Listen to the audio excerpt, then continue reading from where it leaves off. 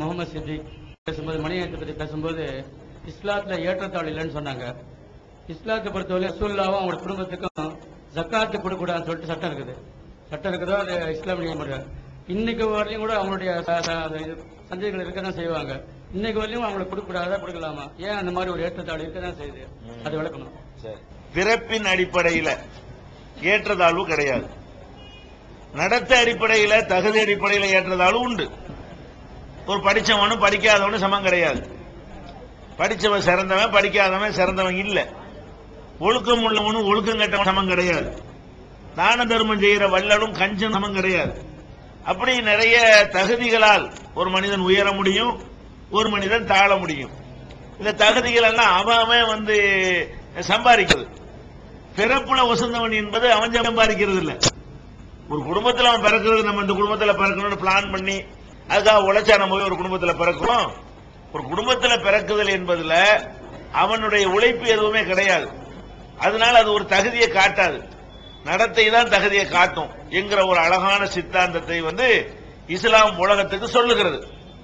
எல்லா மனித குலத்துல பிறப்புல சமந்தான். இந்த குலத்துல பிறந்ததனால் ஒருத்தன் சிறந்தம் கிடையாது, இந்த குலத்துல பிறந்துட்டான் என்பதற்காக அவன் மட்டம் கிடையாதுன்னு அழகான ஒரு சித்தாந்தத்தை சொல்லுது. அதுல நெருடலாக இருக்கிற ஒரு செய்தியை தான் சகோதரர் சித்திக் அவர்கள் கேள்வியா வச்சிருக்கிறாங்க.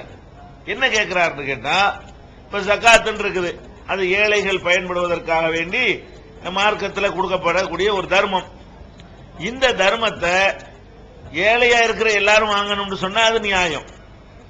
ஏழையா இருந்தாலும் ரசூலுல்லாஹ்வுடைய குடும்பத்துக்கு கொடுக்க கூடாதுன்னு சொன்னா அவங்க தனிப்பிறவியா, அது தனி சாதியா, அவங்களுக்கு ஒண்ணு தனி தகுதியாங்கிற மாதிரி ஒரு கேள்வி அதுல வருது.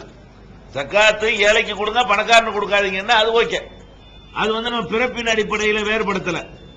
ஆனால் இதுல என்ன நமக்கு சொல்லப்பட்டிருக்கு மார்க்கத்தில் கேட்டா, நபிகள் நாயகம் ஸல்லல்லாஹு அலைஹி வஸல்லம் உடைய குடும்பத்தார்கள் ஜக்காத்து பொருளை சாப்பிடக்கூடாது அப்படின்னு ரசூல் ஸல்லல்லாஹு அலைஹி வஸல்லம் சொல்லி இருக்கிறாங்க.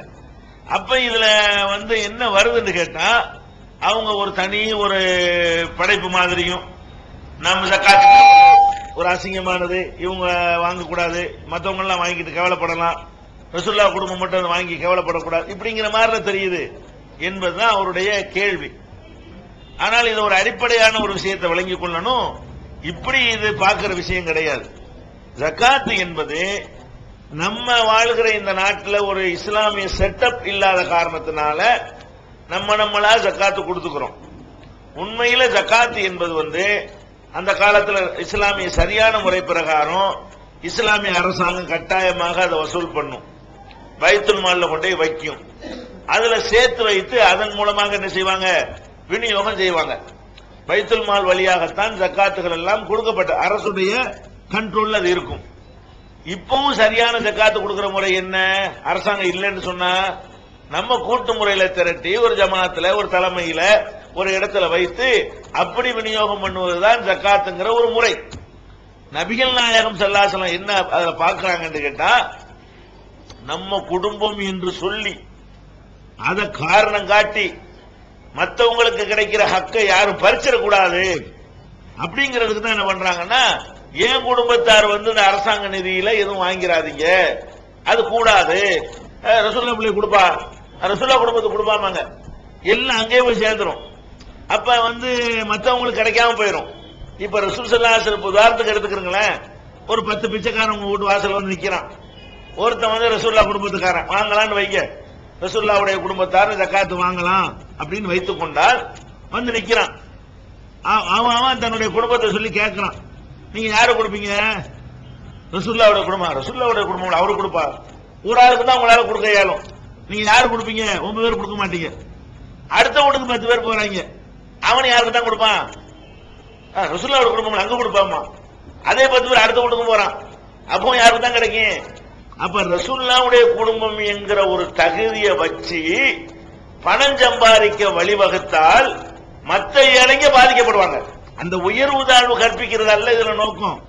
ஏழைகள் பாதிக்கிறதுக்கு இந்த தகுதியை தன் வாரிசுகள் பயன்படுத்தி விடக் கூடாது. நீங்க கொஞ்சம் கஷ்டப்பட்டாலும் பட்டுக்கிறங்க, நீங்களும் வாங்குறதுக்கு போட்டி போட்டீங்க என்று சொன்னா உங்களுக்கு தான் சைக்காலஜிக்கலா தரத்துக்கு தோணும். மனிதர்களுக்கு ரசூலுல்லாஹ் நபிகள் நாயகத்தை மதிக்கிறதுனால அவங்களுடைய ஃபேமிலிக்கு கொடுங்கப்பா, அவங்க வாரிசுல என்ன இருந்தாலும் அப்படிம்பாங்க. வாசலையே அடைச்சிட்டோம்னு சொன்னா சமமா ஏழைகளுக்கு கிடைக்கும், தேவைக்கு தகுந்த மாதிரி கிடைக்கும். நீ என்ன குளம் கோத்திரம் பெருமாள் பார்க்க மாட்டோம். அப்ப இந்த ஏழைகளுடைய ஹக்குகள் பாதிக்கப்படக்கூடாது என்பதற்கு போடப்பட்ட ஒரு அணைதானே தவிர உயர்வுக்கு உள்ள சொன்னதா இல்ல. இல்லைங்கிறதுக்கு என்ன ஆதாரம்? நபிகள் நாயகம் ஸல்லல்லாஹு அலைஹி வஸல்லம் சொல்றாங்க, நபியாக நியமிக்கப்பட்ட உடனே அல்லாஹ்ட்ட இருந்து உத்தரவு வருது. என்ன உத்தரவு வருது? வந்து ரஷீரத்தக்கல் அக்ரபீன், உங்களுடைய நெருங்கிய சொந்தக்காரங்களை எச்சரிக்கை பண்ணுங்க, மற்றவங்களுக்கு சொல்றதுக்கு முன்னாடி உங்க குடும்பத்தாரை கூப்பிட்டு சொல்லுங்க அப்படின்னு அல்லாஹ் உத்தரவு போடுறான். நபிகள் நாயகம் ஸல்லல்லாஹு அலைஹி வஸல்லம் அவங்க குடும்பத்தாரை எல்லாம் கூப்பிடுறாங்க. அதுல உங்க பெத்த மகள் கூட அதுல அடக்கம், பாத்திமா கூட அதுல அடக்கம், சபியா மாமி கூட அதுல அழைக்கப்பட்டவர்கள் இருக்கிறாங்க. அப்ப நபி ஸல்லல்லாஹு அலைஹி வஸல்லம் என்ன பண்றாங்க? ஒவ்வொருத்தரையா கூப்பிடுறாங்க. பாத்திமாவே, என்னுடைய காசு பணத்தை கேள், வேண்டியதை உனக்கு தருகிறேன். லா உக்னி அன்கி மினல்லாஹி ஷையா, அல்லாஹ்ட்ட இருந்து உனக்கு என்ன காப்பாற்ற இயலாது. நீதான் ஒழுங்கா நடந்துகிட்டா தான் அல்லாஹ்ட்ட தப்பிப்பியே தவிர எனக்கு பிறந்துட்ட காரணத்தினால உங்களுக்கு தூக்கி கிரீடத்தை எல்லாம் சூட்டிடுவான்னு நினைச்சீங்கன்னு சொன்னா நீங்க ஏமாந்துருவீங்க. இப்படி ஒவ்வொரு சொந்தக்காரங்களையா கூப்பிட்டு சொல்றாங்க, மாமியே, மாமாவே, சித்தப்பாவே, பெரியப்பாவே, என் தெருக்கு அல்லாஹ் வசதி தந்திருக்கிறான், அதுல கேளுங்க, நான் உங்களுக்கு தருவேன். ஆனால் அல்லாஹ்ட்ட இருந்து என்னால காப்பாற்ற இயலுமான்னா இயலாதுன்னு ரசூல் ஸல்லல்லாஹு அலைஹி வஸல்லம் அவர்கள் ஆரம்பத்திலேயே அதை பகிரங்கமா என்ன செய்யறாங்க? பிரகடனம் செய்கிறார்கள். அப்ப இதுல நம்ம என்ன வழங்குறோம்? அந்த குலத்தில் பிறந்ததனால் அவர்களுக்கு பெரிய மரியாதை கிடைச்சிருச்சு என்ற கொள்கையை நபிகள் நாயகம் தகர்த்திருக்கிறார்கள். அதே மாதிரி அவர்களுக்கு வழங்கப்பட்ட குர்ஆன்ல இப்ராஹிம் நபியை பெற்றெடுத்ததுக்காக வேண்டிய வாப்பாவுக்கு தகுதி இல்லை என்று குர்ஆன் டிக்ளேர் பண்ணுகிறது. நூஹ் நபிக்கு பிறந்ததுனால அவருடைய மகன் சிறந்தவன் கிடையாது என்று குர்ஆன் அதையும் தெளிவாக அறிவிக்கிறது. லூத் நபிக்கு மனைவியாக இருந்ததுனால அவங்க சொர்க்கத்துக்கு சென்று விட முடியாது என்று குர்ஆன் அதையும் தெளிவாக அறிவிக்கிறது.